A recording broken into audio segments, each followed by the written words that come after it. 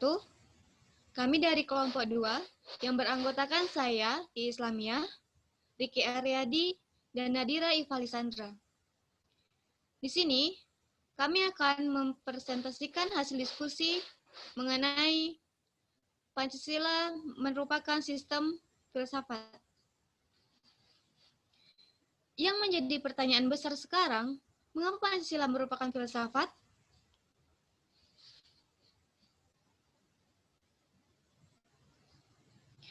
Untuk menjawab pertanyaan tersebut, mari kita menelusuri konsep dan urgensi Pancasila sebagai sistem filsafat. Yang pertama, konsep Pancasila sebagai sistem filsafat. Apa yang dimaksud dengan filsafat?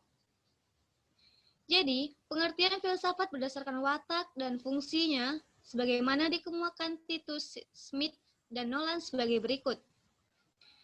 Pengertian filsafat berdasarkan arti informal adalah sekumpulan sikap dan kepercayaan terhadap kehidupan dan alam yang biasanya diterima secara tidak kritis. Pengertian filsafat berdasarkan arti formal adalah suatu proses kritik atau pemikiran terhadap kepercayaan dan sikap yang sangat dijunjung tinggi. Pengertian filsafat berdasarkan arti konferensif adalah usaha untuk mendapatkan gambaran keseluruhan. Pengertian filsafat berdasarkan arti analisis linguistik adalah analisa logis dari bahasa serta penjelasan tentang arti, kata, dan konsep.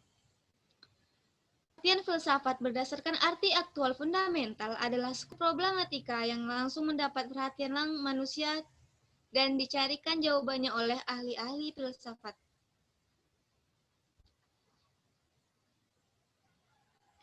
Lalu, mengapa Pancasila dikatakan sebagai sistem filsafat? Ada beberapa alasan yang dapat ditunjukkan untuk menjawab pertanyaan tersebut. Yang pertama, dalam sidang BPU PKI 1 Juni 1945, Soekarno memberi judul pidatonya Filosofi Groenslek daripada Indonesia Merdeka.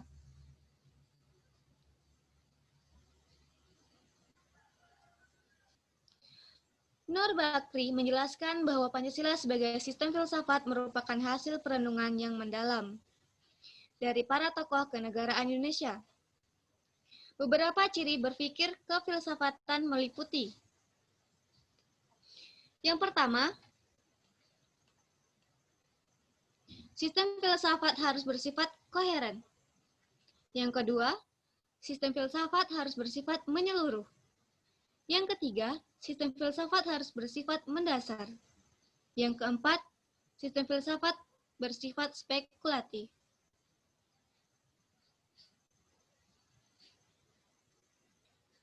Sastra Prajateja menegaskan bahwa fungsi utama Pancasila menjadi dasar negara dan dapat disebut dasar filsafat adalah dasar filsafat hidup kenegaraan atau ideologi negara. Pancasila adalah dasar politik yang mengatur dan mengarahkan segala kegiatan yang berkaitan dengan hidup kenegaraan, seperti perundang-undangan, pemerintah, perekonomian nasional, hidup berbangsa, hubungan warga negara dengan negara, dan hubungan antara warga negara, serta usaha-usaha untuk menciptakan kesejahteraan bersama. Oleh karena itu, Pancasila harus menjadi operasional dalam penentuan kebijakan-kebijakan dalam bidang-bidang tersebut di atas dan dalam memecahkan persoalan-persoalan yang dihadapi bangsa dan negara. Pancasila sebagai dasar filsafat negara atau filosofi Groenslek. Nilai-nilai filosofi yang terkandung dalam sila-sila Pancasila mendasari seluruh peraturan hukum yang berlaku di Indonesia. Artinya, nilai ketuhanan, kemanusiaan, persatuan, kerakyatan, dan keadilan harus mendasari seluruh peraturan perundang-undangan yang berlaku.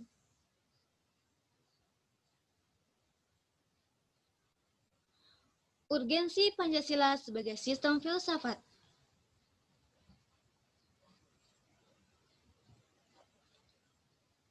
Pancasila sebagai Weltanschauung, artinya nilai-nilai Pancasila itu merupakan suatu yang telah ada dan berkembang di dalam masyarakat Indonesia. yang kemudian disepakati sebagai dasar filsafat negara atau filosofi Grundslag. Lalu, mengapa manusia memerlukan filsafat? Jawaban atas pertanyaan tersebut dikemukakan Titus, Smith, and Nolan sebagai berikut. Tidak hanya di zaman Yunani yang telah melahirkan peradaban besar melalui pemikiran para filsuf, di zaman modern sekarang ini pun, manusia memerlukan filsafat karena beberapa alasan. Yang pertama, manusia telah memperoleh kekuatan baru yang besar dalam sains dan teknologi, telah mengembangkan bermacam-macam teknik untuk memperoleh ketentraman, security, dan kenikmatan, comfort. Yang kedua, filsafat melalui kerjasama dengan disiplin ilmu lain memainkan peran yang sangat penting untuk membimbing manusia kepada keinginan-keinginan dan aspirasi mereka.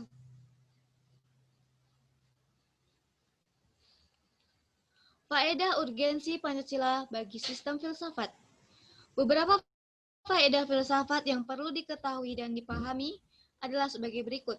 Yang pertama, faedah terbesar dari filsafat adalah untuk menjajaki kemungkinan adanya pemecahan-pemecahan terhadap problem kehidupan manusia. Yang kedua, filsafat adalah suatu bagian dari keyakinan-keyakinan yang menjadi dasar perbuatan manusia. Ide-ide filsafat membentuk pengalaman-pengalaman manusia pada waktu sekarang. Yang ketiga, filsafat adalah kemampuan untuk memperluas bidang-bidang kesadaran manusia agar dapat menjadi lebih hidup, lebih dapat membedakan, lebih kritis, dan lebih pandai. Untuk materi selanjutnya, akan disampaikan oleh teman saya, Riki Aryadi. Kepadanya, disilakan.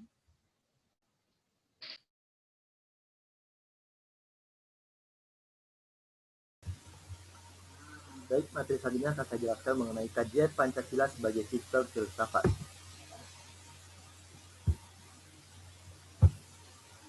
Mengapa kajian diperlukan dalam sistem filsafat? Kajian diperlukan sebagai sistem filsafat karena yang pertama, filsafat Pancasila adalah sebagai genetipus objektifus dan genetipus subjektifus.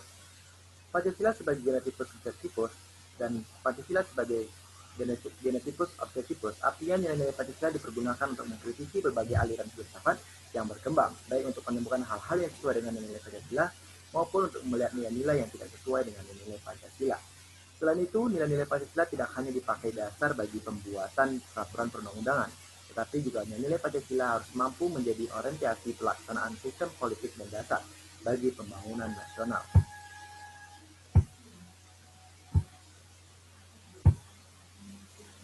Lalu yang kedua adalah Pancasila sebagai landasan ontologis filsafat Pancasila. Pancasila sebagai genetipus subjektifus memerlukan landasan pijak filosofis yang kuat yang mencakup 3 dimensi, yaitu landasan ontologis, landasan epistemologis, dan landasan aksiologis. Ontologi sendiri menurut Aristoteles merupakan cabang filsafat yang membahas tentang hakikat segala yang ada secara umum, sehingga dapat dibedakan dengan disiplin ilmu-ilmu yang membahas sesuatu secara khusus.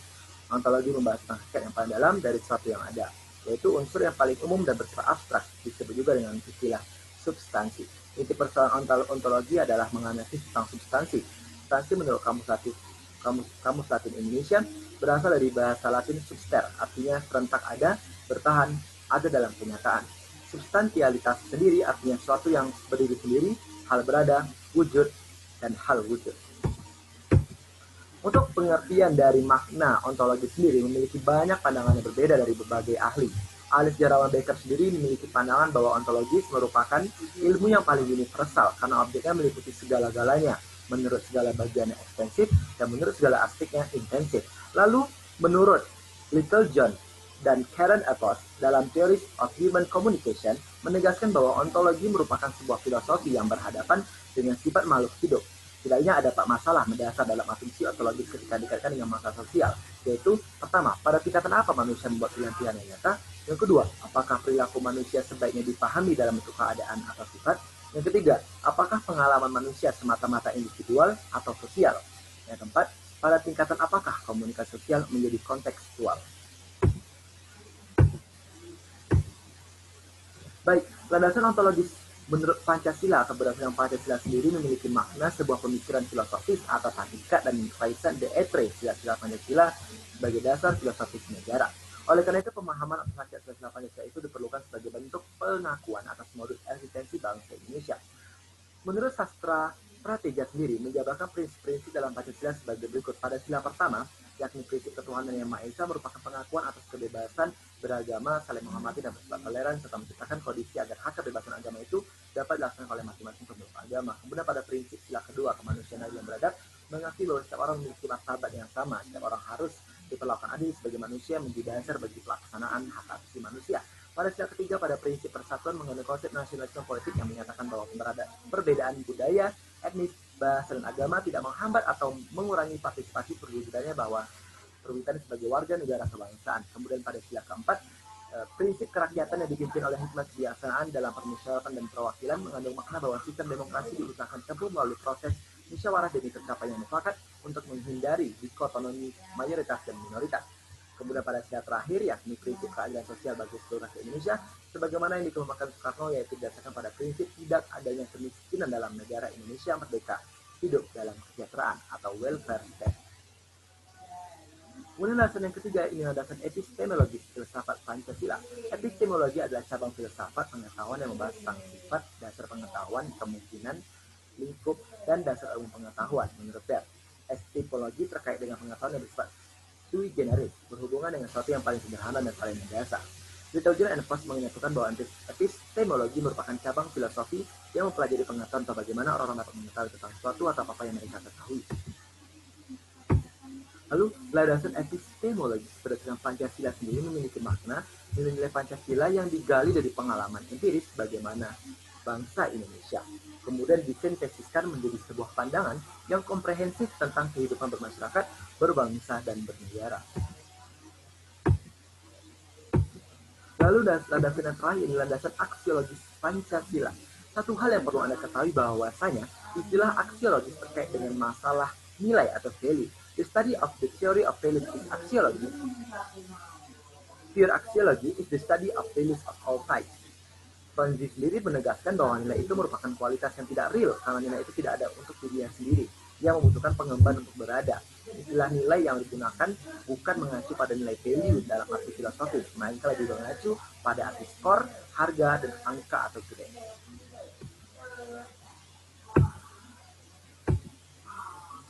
Lalu berdasarkan Pancasila sendiri ataupun di dalam konteks Pancasila, landasan aksiologis Pancasila memiliki arti nilai atau kualitas yang terkandung dalam sila-sila Pancasila. Pada sila ketuhanan yang Maha Esa ataupun sila pertama mengandung kualitas monoteis, spiritual, kekudusan, dan sakral. Lalu pada sila kemanusiaan mengandung nilai martabat, harga diri, kebebasan, dan tanggung jawab. Lalu pada sila yang ketiga, sila persatuan atau sila ketiga mengandung nilai solidaritas dan kesetiakawanan. Kemudian sila keempat mengandung nilai demokrasi, musyawarah, mufakat, dan berjiwa besar. Lalu sila yang terakhir atau sila kelima, sila keadilan, mengandung nilai kepedulian dan gotong royong. Baik, materi selanjutnya mengenai sumber historis, sosiologis, politis tentang Pancasila sebagai sistem filsafat akan dijelaskan lebih lanjut oleh teman saya Nabila Iva Chandra. Kepadanya dipersilakan.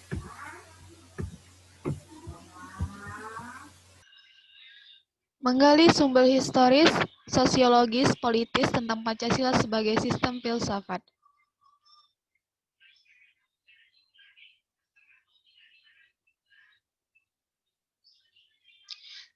Satu, sumber historis Pancasila sebagai sistem filsafat.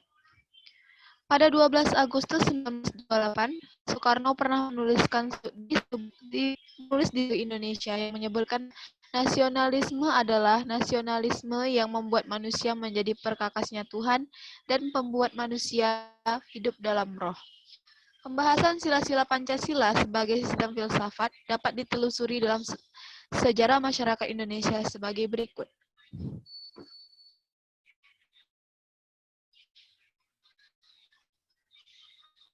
Sila ketuhanan yang Maha Esa.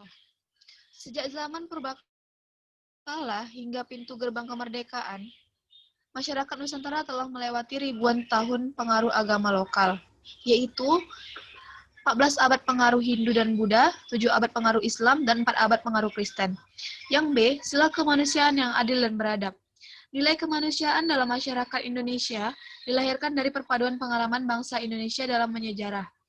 Bangsa Indonesia sejak dahulu dikenal sebagai bangsa maritim, telah menjelajah berbagai penjuru Nusantara, bahkan dunia. Yang C. Sila Persatuan Indonesia. Kebangsaan Indonesia merefleksikan suatu kesatuan dalam keragaman serta kebaruan dan kesilaman. Indonesia adalah bangsa yang majemuk paripurna, yang menakjubkan karena kemajemukan sosial, kultural, dan teritorial dapat menyatu dalam suatu komunitas politik kebangsaan Indonesia. Yang D. Sila kerakyatan yang dipimpin oleh hikmah kebijaksanaan dalam permusyawaratan atau perwakilan. Demokrasi sebagai bentuk pemerintahan dari rakyat oleh rakyat dan untuk rakyat memang merupakan fenomena baru di Indonesia yang muncul sebagai ikutan formasi negara Republik Indonesia Merdeka. Yang E. Keadilan sosial bagi seluruh rakyat Indonesia.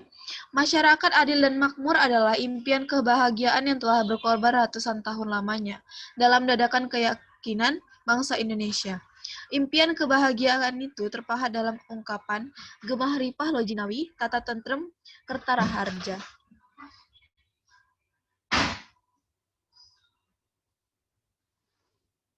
Yang kedua, sumber sosiologis Pancasila sebagai sistem filsafat. Sumber sosiologis Pancasila diklasifikasikan ke dalam dua kelompok. Yang pertama, masyarakat awam yang memahami Pancasila sebagai sistem filsafat yang sudah dikenal masyarakat Indonesia dalam bentuk pandangan hidup, way of life yang terdapat dalam agama, adat istiadat, dan budaya berbagai suku bangsa di Indonesia. Kelompok yang kedua, masyarakat ilmiah akademis yang memahami Pancasila sebagai sistem filsafat dengan teori yang bersifat akademis. Yang ketiga, sumber politis Pancasila sebagai sistem filsafat. Pancasila merupakan konsensus politik yang kemudian berkembang menjadi sistem filsafat. Sumber politis Pancasila sebagai sistem filsafat dapat diklasifikasikan ke dalam dua kelompok. Yang pertama, wacana politis tentang Pancasila sebagai sistem filsafat pada sidang BPUPKI, sidang PPKI, dan kuliah umum Soekarno antara tahun 1958 dan 1959. Tentang pembahasan sila-sila Pancasila secara filosofis, kelompok kedua mencakup berbagai argumen politis tentang Pancasila sebagai sistem filsafat, yang disuarakan kembali di era reformasi dalam pidato politik Habibie 1 Juni 2011.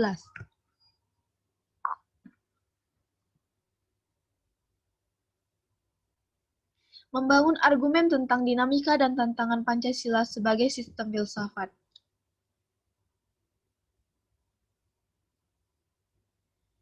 Pancasila sebagai sistem filsafat mengalami dinamika sebagai berikut. Yang pertama, pada era pemerintahan Soekarno, Pancasila sebagai sistem filsafat dikenal dengan istilah filosofis Grundslag, yang merupakan perenungan filosofis Soekarno atas rencananya berdirinya negara Indonesia merdeka.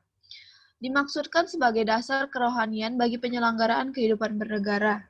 Yang kedua, pada era Soeharto, kedudukan Pancasila sebagai sistem filsafat berkembang ke arah yang lebih praktis, yaitu Weltanschauung, yang artinya filsafat Pancasila tidak hanya bertujuan mencari kebenaran dan kebijaksanaan, tetapi juga sebagai pedoman hidup sehari-hari.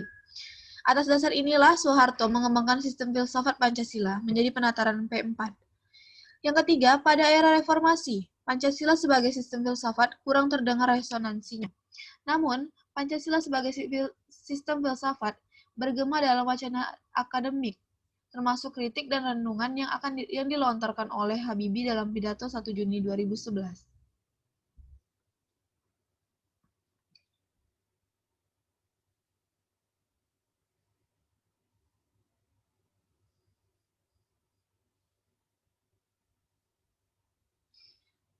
Dua, tantangan Pancasila sebagai sistem filsafat. Tantangan Pancasila sebagai sistem filsafat dibagi dalam beberapa bentuk. Yang pertama yaitu kapitalisme, yaitu aliran yang meyakini bahwa kebebasan individual pemilik modal untuk mengembangkan usahanya dalam rangka meraih keuntungan sebesar-besarnya merupakan upaya untuk mensejahterakan masyarakat. Salah satu bentuk tantangan kapitalisme terhadap Pancasila sebagai sistem filsafat ialah meletakkan kebebasan individual secara berlebihan, sehingga dapat menimbulkan berbagai dampak negatif seperti monopoli, gaya hidup konsumerisme, dan lain-lain. Yang kedua, komunisme.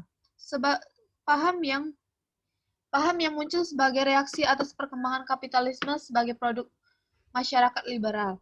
Komunisme merupakan aliran yang meyakini bahwa kepemilikan modal dikuasai oleh negara untuk kemakmuran rakyat secara merata. Salah satu bentuknya yaitu dominasi negara yang berlebihan sehingga dapat menghilangkan peran rakyat dalam kehidupan bernegara.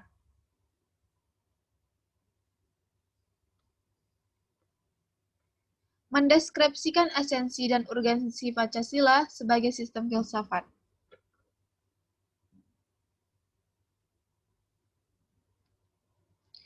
1. Esensi atau hakikat Pancasila sebagai sistem filsafat. Yang pertama, hakikatnya terletak pada keyakinan bangsa Indonesia bahwa Tuhan sebagai prinsip utama dalam kehidupan semua makhluk. Yang kedua, yaitu manusia monopluralis yang terdiri atas 3 monodualis, yaitu susu dan kodrat jiwa raga, sifat kodrat makhluk individu sosial, kedudukan kodrat makhluk pribadi yang otonom, dan makhluk Tuhan.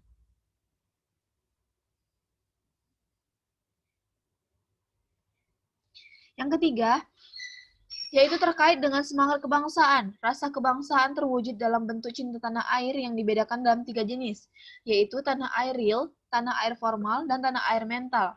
Yang keempat, artinya keputusan yang diambil lebih didasarkan atas semangat musyawarah untuk mufakat, bukan membenarkan begitu saja pendapat mayoritas tanpa peduli pendapat minoritas.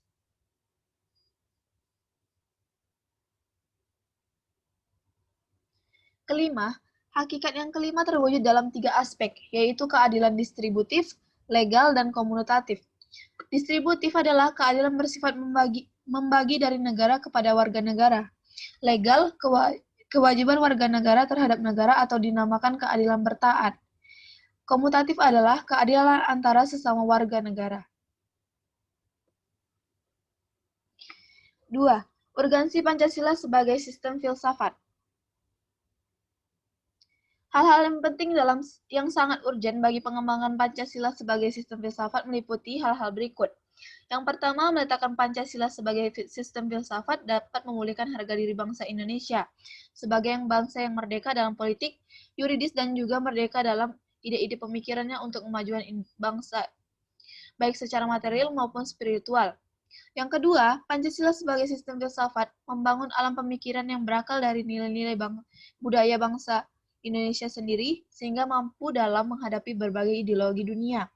Ketiga, Pancasila sebagai sistem filsafat dapat menjadi dasar pijakan untuk menghadapi tantangan globalisasi yang dapat melunturkan semangat kebangsaan dan melemahkan sendi-sendi perekonomian. Yang keempat, Pancasila sebagai sistem filsafat dapat menjadi way of life sekaligus way of thinking bangsa Indonesia untuk menjaga keseimbangan dan konsistensi antara tindakan dan pemikiran.